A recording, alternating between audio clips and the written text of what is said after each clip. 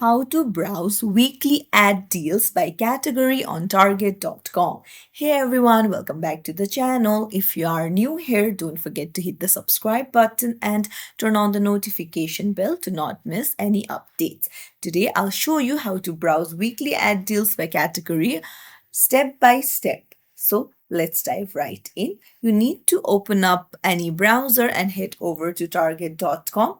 Then on the top left, you can see deals option right there. You just need to tap on it and then tap on weekly ad.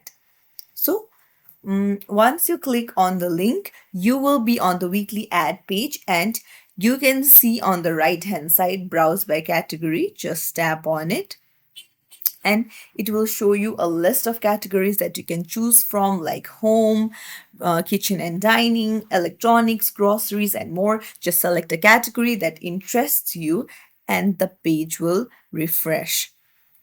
And then now you can scroll through the category of your choice. So just there you go.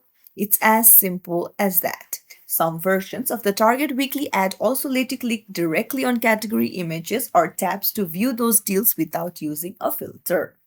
So by using these category filters, you can easily see all the weekly ad deals for the types of products you're interested in.